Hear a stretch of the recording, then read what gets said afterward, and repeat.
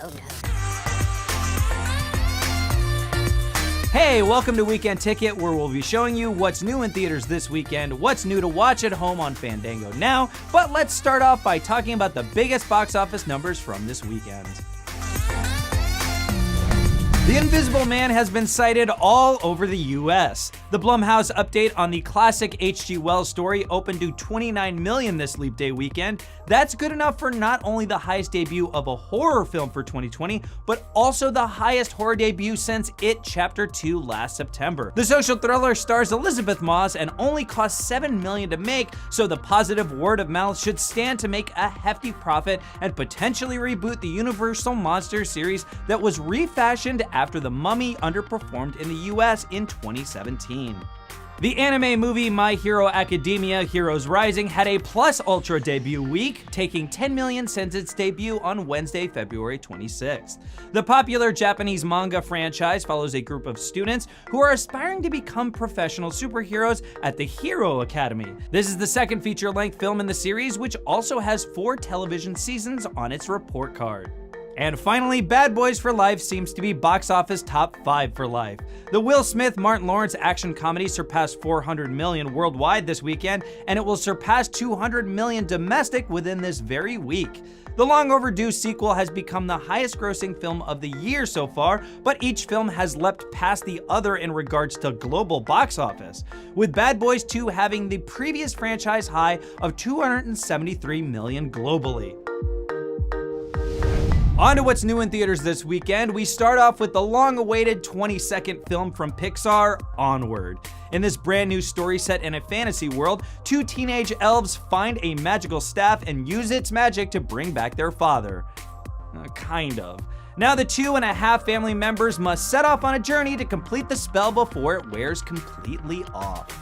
Of course, this is a Pixar movie, so it has a huge A-list cast. This one stars Tom Holland, Chris Pratt, Julia Louis-Dreyfus, and Octavia Spencer, just to name a few. And as you'd probably expect from a Pixar movie, you might cry. When asked, Chris Pratt suggested bringing 4 boxes of tissues, which, like, 1, that's pretty emotional, and 2, at that point, just bring a beach towel. I cried hearing the pitch to this movie. It's very emotional, it's very moving. I don't say that as like a selling point because I know that this movie's gonna sell itself. It's Pixar. Everyone knows Pixar. They know, Finding Nemo. They know Up. They know Toy Story. And I think, though, the reason I was so moved and why I tweeted about Grown Man Tears is this is a relationship about brothers. It's a relationship about longing to meet a parent that you've lost. And just those themes resonate throughout. And they're very moving. And it's rooted in Dan Scanlon's real story. The Way Back also hits theaters this weekend. In the film, Ben Affleck plays a washed-up alcoholic former high school basketball star whose life has fallen to pieces. When asked to take on the role of coach for the current basketball team, he sets off on a path of redemption for both himself and the team of struggling players. Ben Affleck has said filming this movie was an extremely personal experience for him, as the character shares a few parallels to his own self, and he even got his weight up to 245 pounds in an attempt to get closer to where his character's physical state would be. Now let's see what's new to watch at home on Fandango now. First up, we've got Jumanji 3, aka Jumanji The Next Level, which sees the return of The Rock, Kevin Hart, Jack Black, and Karen Gillan, as well as new players Danny DeVito and Danny Glover. Longing for fantasy of the Jumanji world, Spencer jumps back into the game. Concerned about their friend, the rest of the gang jumps back in too, but this time they're forced into different avatar bodies. Even worse, Spencer's grandfather and his grandfather's old friend get sucked into the game too. Now they must somehow work together to face new challenges without dying to things like mandrills, ostriches, snakes, and of course, cake. Jumanji The Next Level currently has an audience score of 87% on Rotten Tomatoes, and in case you need to catch up on both Jumanji and Jumanji Welcome to the Jungle, they're both available on Fandango now.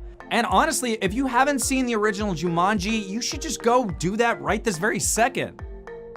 Oh, unless you're afraid of spiders. They probably already left.